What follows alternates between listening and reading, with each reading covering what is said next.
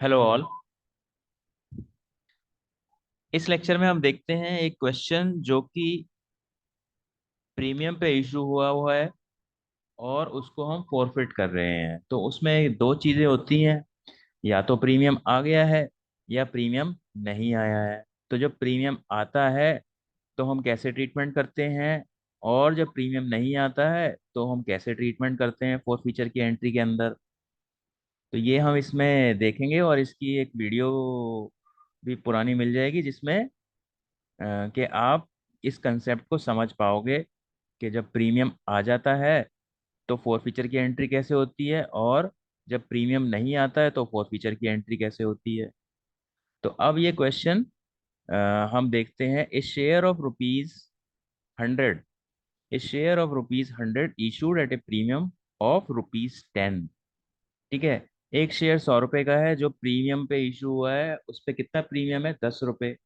यानी कि देखो, अगर टोटल अगर आप करोगे तो टोटल है शेयर का 100 रुपये और प्रीमियम है 10 रुपये। ठीक है, तो आपको क्या है, कैपिटल का पार्ट और प्रीमियम का पार्ट अलग अलग लिखना है। On which rupees 80 including premium was called. तो कॉल्ड कितना हो गया? कॉल्ड हो गया 80 इंक्लूडिंग प्रीमियम। तो 80 इंक्लूडिंग प्रीमियम का मतलब क्या है? 70 + 10। 70 + 10 80 होता है प्रीमियम को मिला के। ये क्या है? ये आपका है कॉल्ड, कॉल्ड अप अमाउंट है। ठीक है, and rupees 60 including premium was paid. तो इस पे पे कितना हो गया है? इस पे हो गया है 60 इंक्लूडिंग प्रीमियम। तो यानी कि इस पे कितना हो गया है? इस पे कितना हो गया है अगर आप देखोगे? 60 इंक्लूडिंग प्रीमियम का मतलब होता है 50 + 10। ठीक है, तो 50 + 10, 60 including premium has been paid. ठीक है, तो ये पेड अप हो गया है। ठीक है, तो आपने सेवन, एक तरीके से देखो, ये 10 रुपये प्रीमियम था और ये 10 रुपये था, ये तो प्रीमियम पे हो गया है। ठीक है, और कैपिटल 70 थी कॉल्ड अप, और 50 पेड अप हुआ है। तो कैपिटल अनपेड कितनी हो गई? कैपिटल पे अनपेड कितनी हो गई? अनपेड हो गई दो 20 रुपीज। ठीक है, तो यहाँ पे आप इसको कैसे लिखोगे?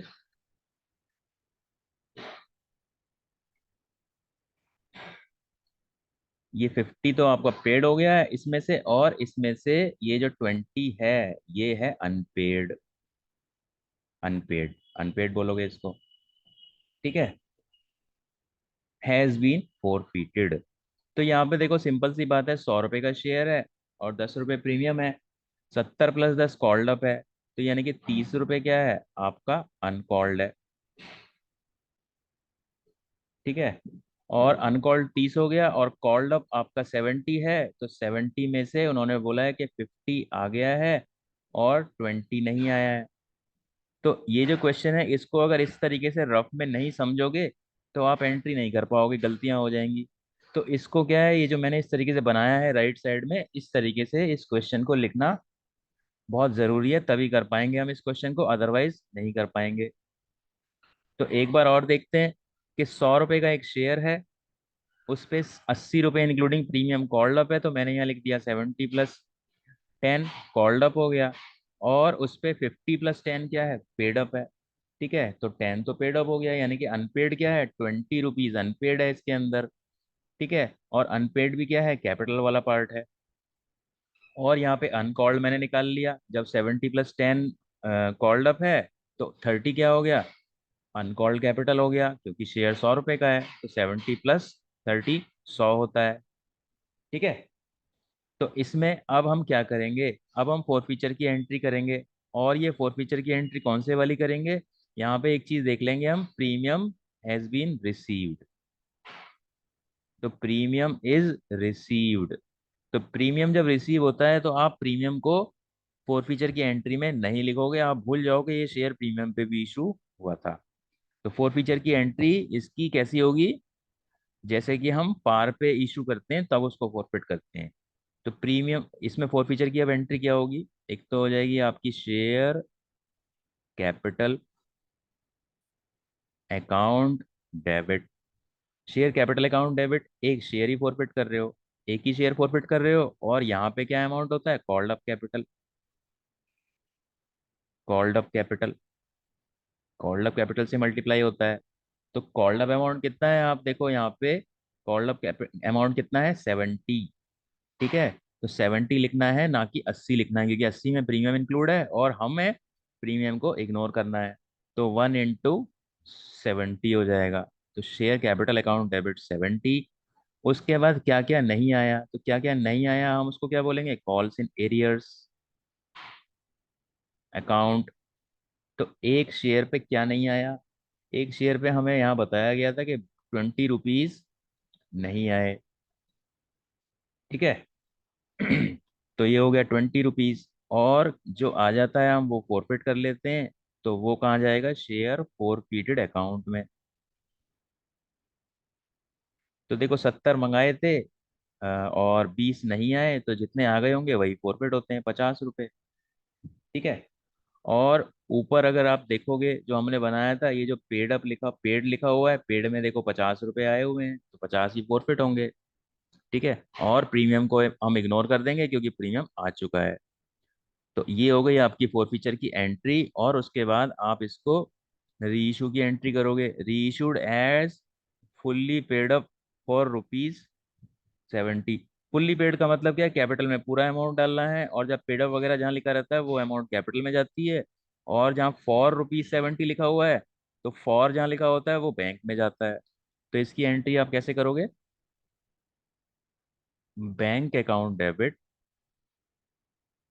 ठीक है, तो एक शेयर है, अब फॉर रुपीज 70 का मतलब 70 रुपीज में बेचा है उसको, 70 रुपीज आए हैं आपके पास।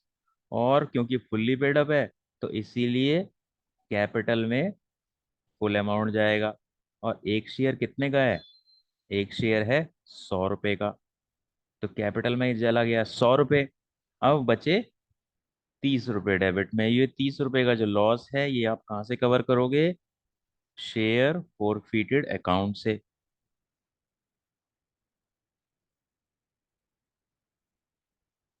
ठीक है। तो यानी कि जो आपने फॉरफिट कितना किया था, देखो 50 रुपए फॉरफिट किया है, 50 रुपए में से 30 रुपए आपने रीइशू की एंट्री में यूज कर लिए। तो अब कैपिटल रिजर्व में आप कितना डालोगे, तो share forfeited account debit to capital reserve account.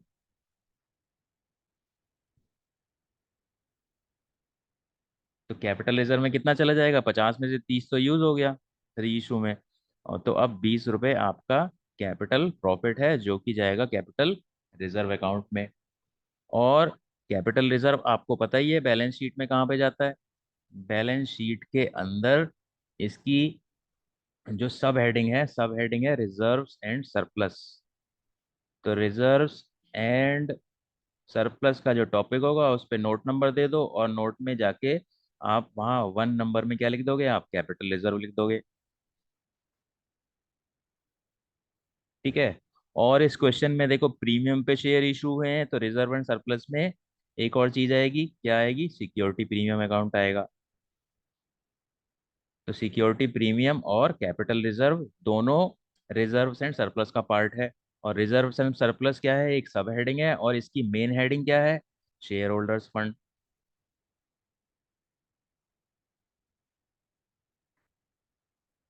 और शेयर होल्डर्स फंड किस साइड में होता है, ये इक्विटी एंड लायबिलिटी साइड में होता है। तो ये मैंने आपको एक्स्ट्रा बता दिया है कि कैपिटल रिजर्व को हम बैलेंस शीट में कहाँ दिखाएंगे। तो ये थी आपकी फोर फीचर की एंट्री, जब शेयर इशू होते हैं प्रीमियम पे और प्रीमियम आ चुका होता है। तो आप देखो इस फोर फीचर की एंट्रीज में कहीं भी आपको प्रीमियम देखने को नहीं मिलेगा। तो यानी कि जब प्रीमियम पे इशू होते हैं और प्रीमियम आ जाता है और फिर फॉरफिट होते हैं शेयर, तो प्रीमियम को एक तरीके से आप भूल जाओ।